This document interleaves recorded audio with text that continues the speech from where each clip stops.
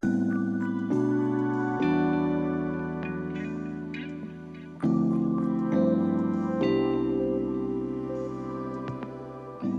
I'm Barsha Panda. I'm the head of strategic sales communications for Oracle for Europe, Middle East and Africa. And this is my story in short. Right out of college, after my master's, I joined Satyam.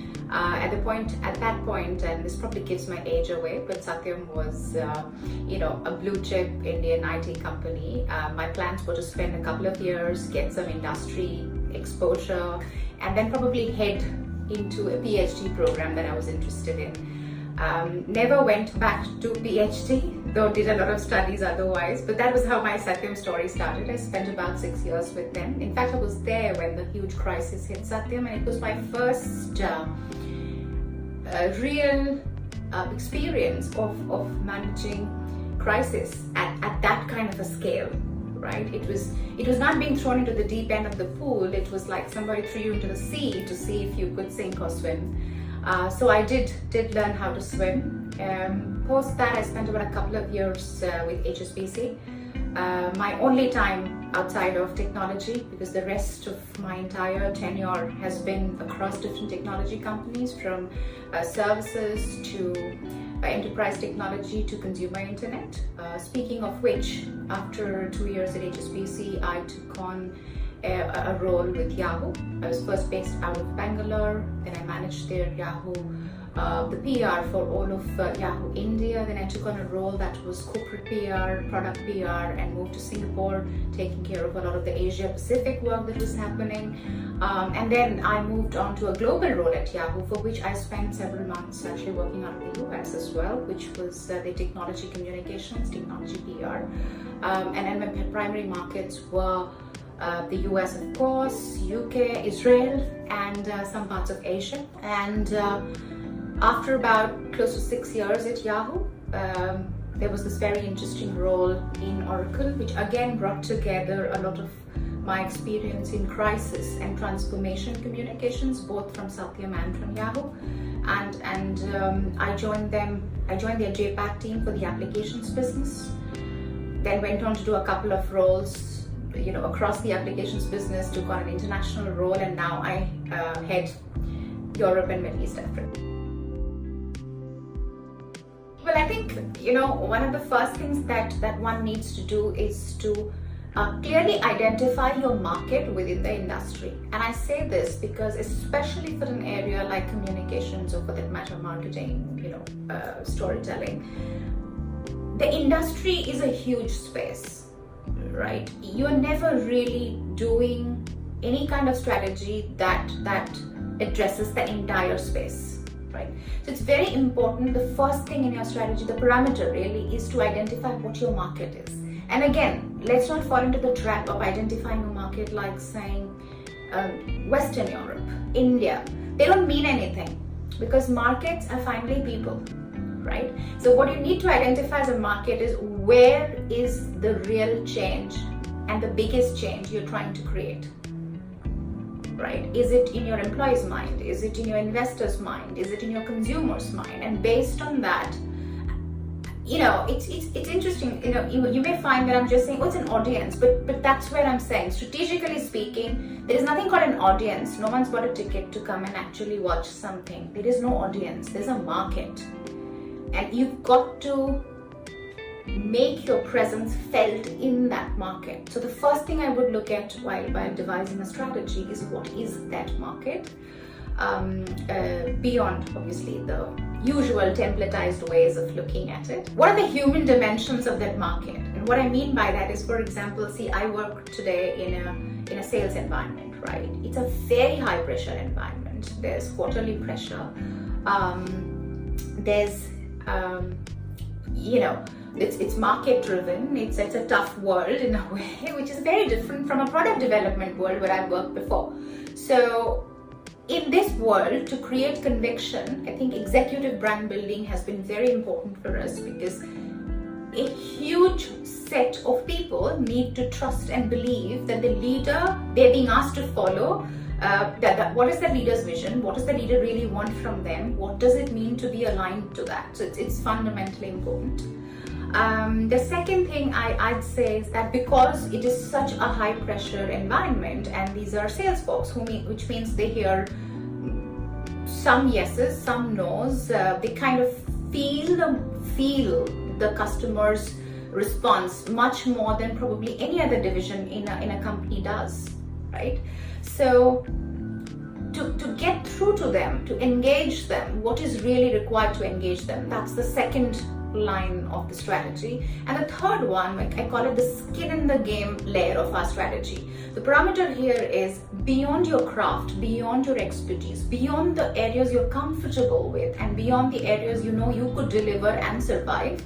Beyond all of that, what is the actual change you're trying to make? What is fundamentally the most important outcome you could deliver, but you couldn't deliver it on your own, so you would cross-functionalize it to deliver.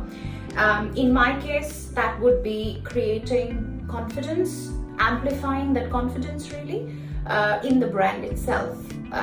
So that would be the third parameter of my strategy. Again, what I've said applies to an enterprise tech sales team. It could be different, but the process that I described would probably help folks reach strategies in their own fields. For me, from an everyday work experience point of view, I think the fact that the team works entirely virtually has been a revelation. On one hand, it has told me exactly how creative people can be, in not creativity the way it's understood in design and illustrations, but creativity in the way of actual problem solving. How creative they can be, how resilient they can be, how we can actually work together very well virtually, I think that's been pretty interesting for me. I'd like to frame the question as that when culture is necessary for winning, what do you do? How do you build that culture? Yeah. So for that, I think the first thing that's very important is culture, of course, derives from value, and we know it, but it doesn't derive from the values that you like to call as your company values. It actually derives from what you really value, right? And it's different for different sorts of businesses. Like, let me give you an example. In a product development world, for example, individuality is probably valued more than saying yes, right? Because you need an idea, and that idea needs to be distinct or different. Okay? Whereas when you move into a sales world, maybe alignment of a large set of people to one single target, and not each one of them making up their minds about or their opinions about what those targets should be, that leads to success, right? So alignment is of far greater value in this world than, say, individuality. Okay, and it's very important, because if culture has to help your business win, then the culture should be derived from what you actually value, right? So you got to have that very honest and frank conversation, and even help leaders and investors through about what is it you actually value. And once that is sort of arrived at, and then try and keep it to 2 or 3 things. I mean, if you value a lot of things, then you probably don't value anything at all. Or maybe the culture is just okay as it is, and it's best left untouched, right? So once you have that, I think it's very important to go beyond the why of it, right? And especially even when you're saying the why of it, you've got to say the what is in it for me to your people, right? Because many times companies do this thing of, it's great for this company's long-term whatever, right? The guy is probably going to be with you for 3 years, 4 years, 5 years, unless and until you can tell them how it is going to make their lives better today or tomorrow, or within a span of, say, 2 years time. It's very difficult to get buy-in, right? So every time when you look at that, making the case for the why, think of the why not from the side of the person presenting, but from the side of the person receiving that, right? Give them a reason to want to grow, because that which grows is culture, right? So That's the second part of it. The third part of it is you have to be able to take a step into their worlds and do a how of it. Because a lot of the times people don't understand that when your value, what you value changes, the everyday actions and behaviors around that need to change. But to set that ball moving, you've got to be able to say what is the how of it, how does it need to change. And third, it comes to the what, right? And the what is more like what is the demonstrated behavior you want to see, and recognizing, rewarding even that behavior, and maybe reinforcing the whole set by now getting the people who you think are displaying the right culture, talking about why it's beneficial for them and how do they make the change. So you've got a full loop, and now a lot of word of mouth, because a lot of people are talking about it, right? Within themselves, and it's a peer level influence, which is always a lot more effective than just an authority driven, which is not really an influence, right? It's just an authority driven diktat, if you will. So this always works better. So I would say a culture change starts from establishing what you value, being able to tell people why should they value it, how would they then change their everyday, and what would the demonstrated behaviors thereby be. So it follows a cycle. The first one would be about taking risks. Sometimes when you work within a corporate, and I've spent a lot of time working within multinational organizations, really, that it lulls you into believing that the way things operate within the organization are like, say, a larger version of a school or a college, and everything is stated and there's a process and things move, etc. Right? I think the smart thing would be to never forget that a business actually operates in a market. It's actually on a street. It's in a market square. It's really that.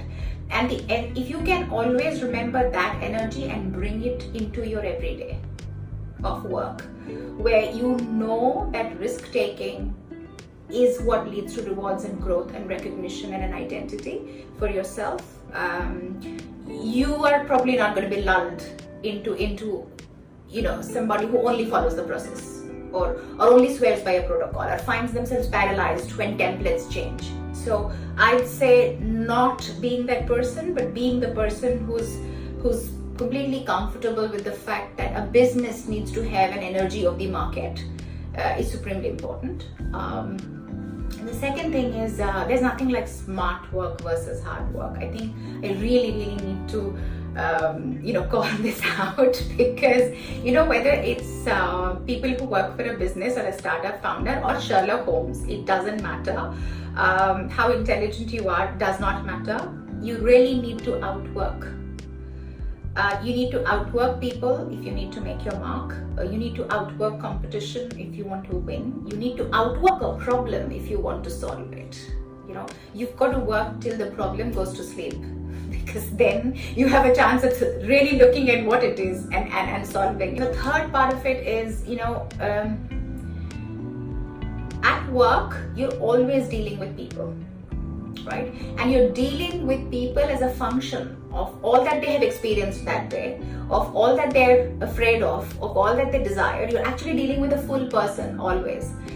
But companies will sort of always talk in designations and roles and processes. They'll sort of tell you that this role is supposed to do this here.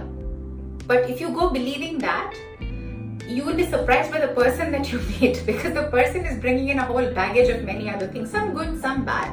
So if you open up your mind and always know that you're always dealing with people, you're always dealing with people who are very human. They have their unpredictable moments, they have their beautiful moments, they have their petty moments, and they're people. So you go in, open mind, engage with them, very human interactions, walk out of it knowing fully well that two humans interacted with each other, not two roles. Always remember that. Helps you especially develop very strong stamina for emotional situations, especially. Also, it helps you see a problem with far greater clarity. Every time you take a decision, ask, or even a stance, right? Ask yourself, where is it coming from? Is it coming from conditioning, or is it coming from your real engagement with the business problem and wanting to solve it, right? For example, people will say, do it, but do it gracefully, right?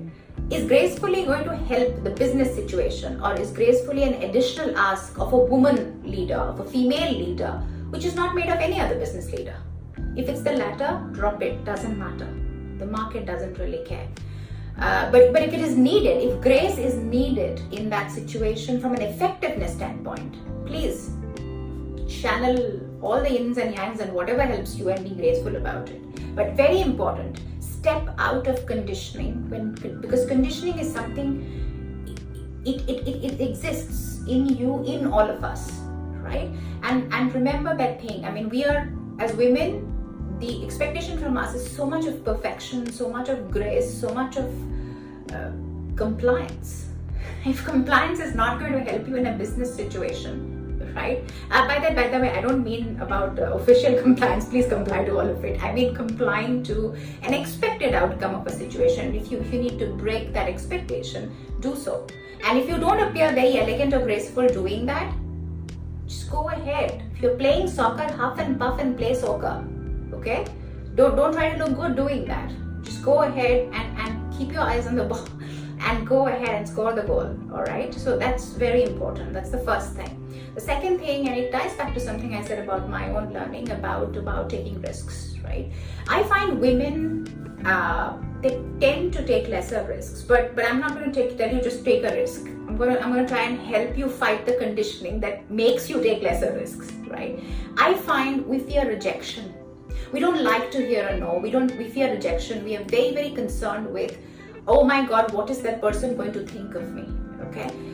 Few things. You have no control over what someone thinks of you, right? You could be making the fairest ask in the world, and the person in front of you might think any woman who makes a ask is a demanding person there. So you'll never make a ask, is it? That's not the case, right? So go ahead and take risks, because and work on it by giving up the fear of rejection, right? And when you take risks, take real risks. Like a real risk, I said this before perhaps, that a real risk is whether you'll be able to do it or not is 50-50. A real risk is where you actually move into a new city where you don't know people, and you want to do that because you think that's the right market for you to belong, right?